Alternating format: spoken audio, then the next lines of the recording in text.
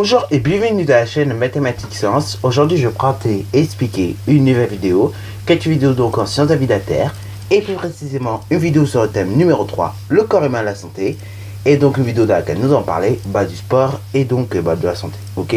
Voilà. Donc du coup voilà, on avait déjà un petit peu parlé de ce thème l'année dernière, en parlant du rythme cardiaque et respiratoire. On avait vu que au niveau des rythmes cardiaques et respiratoires, lorsqu'on était à l'effort, justement le rythme respiratoire était plus fort et que le rythme cardiaque également était plus fort. Ok, on avait vu ça. Donc on avait vu que tout augmentait lors de l'effort. On avait vu que c'était le cerveau qui était un petit peu le maître de ça. Bref, en tout cas on avait parlé un peu de tout ça.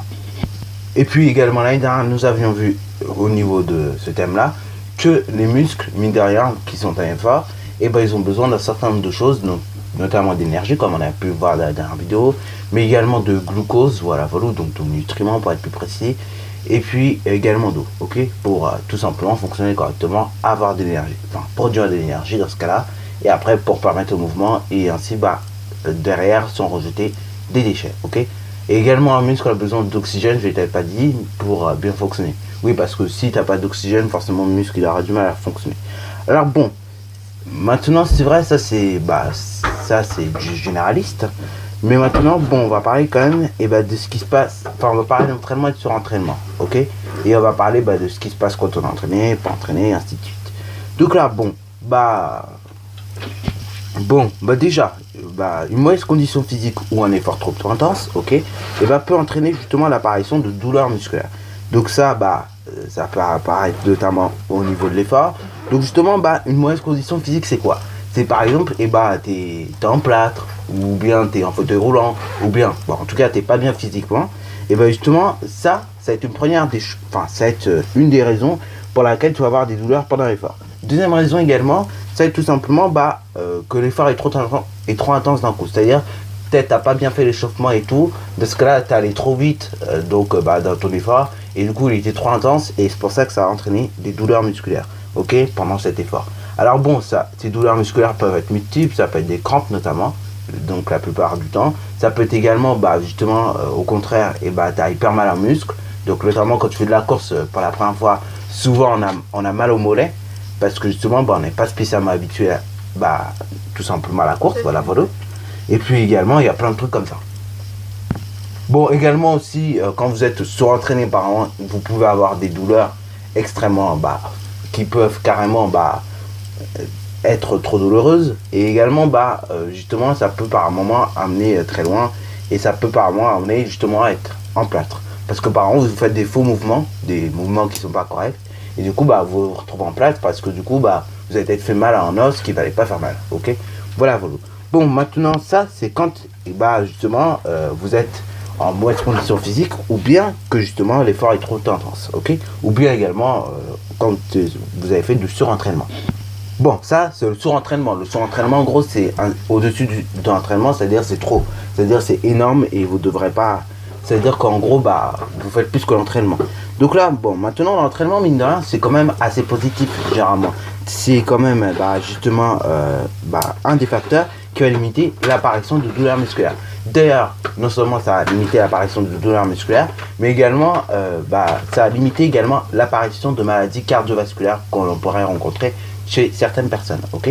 C'est-à-dire, plus tu vas t'entraîner, en fait, plus par exemple tu vas t'entraîner aussi, au niveau du souffle. Donc, en courant peut-être 10 minutes par jour, au final, tu auras besoin, tu vas t'entraîner à tenir plus longtemps sur de plus longues distances. Et puis également, en t'entraînant 10 minutes par jour à courir, tu vas t'entraîner également à courir plus vite logiquement, ok.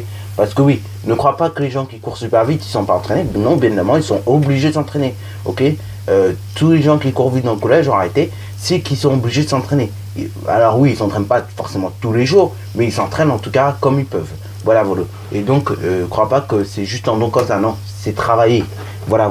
Et donc justement, l'entraînement, c'est un des facteurs qui va limiter l'apparition de douleurs musculaires, ok.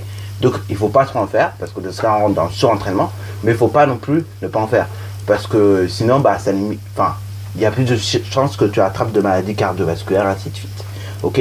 Voilà.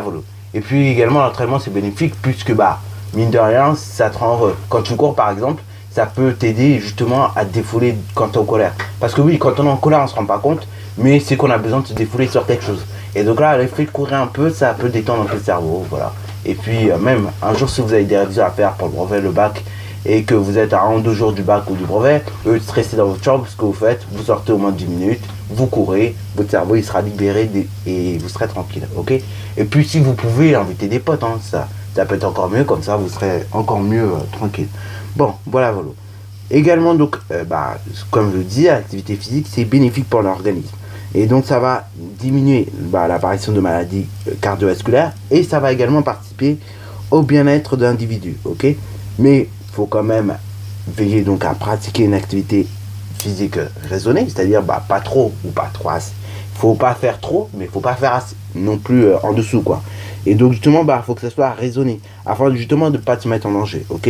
Et également, ça c'est un truc que je t'avais pas dit, mais il faut se réserver dans une séance de sport quelques minutes de récupération, ok, suffisamment important pour éviter justement, par exemple, certaines choses, ok, telles que entrer dans le surentraînement ou bien par exemple des crampes. Voilà, voilà. Alors également une chose qu'il faut éviter, j'en ai déjà parlé l'année dernière, mais il faut éviter tout produit donc chelou tel que le dopage, des choses comme ça. Il faut éviter les produits stimulants et donc illicites. Alors le dopage est interdit en France, et c'est interdit dans pratiquement tous les pays.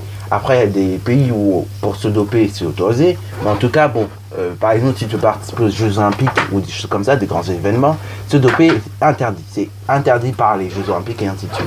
Donc toutes les compétitions sportives, c'est interdit. Après, il y a des pays où tu peux te doper, mais en France, en tout cas, c'est interdit. Et je crois que c'est 45 000 euros d'amende et je sais plus combien de mois d'emprisonnement. Et je sais plus combien d'années de emprisonnement. Je crois que c'est 10 ans de prison ou un truc comme ça. Bon, en tout cas, voilà, c'est condamné. Quand vous dopez, en tout cas, vous payez une amende. Et l'amende est assez salée puisque c'est 45 000 euros. Et je crois, si je ne me trompe pas, c'est 10 ans de prison. Voilà, voilà. Et donc, attention, oui, justement, à ne pas prendre de dopage, à ne pas se doper. Donc, avec, je sais pas moi, avec certaines choses pour l'organisme. Parce que oui, vous allez vous sentir bien sur le moment, mais vous n'allez pas vous sentir bien sur le long terme. Et vous risquez tout simplement votre vie, ok. Donc, évitez par exemple de boire trop de café. Hein, je sais, c'est bien le café, mais il faut limiter. Parce que bon, après, ça devient stimulant et après, vous êtes trop actif. Et après, par moment, vous n'arrivez même plus à dormir. Parce que justement, vous buvez trop de café. Après, le thé, c'est la même chose. Alors, on n'en parle pas souvent du thé, mais le thé, c'est pareil. C'est, si vous voulez, comme un produit dopant. Donc, il faut éviter d'en boire de trop parce que ça peut vous stimuler, quoi, aussi. Voilà, voilà.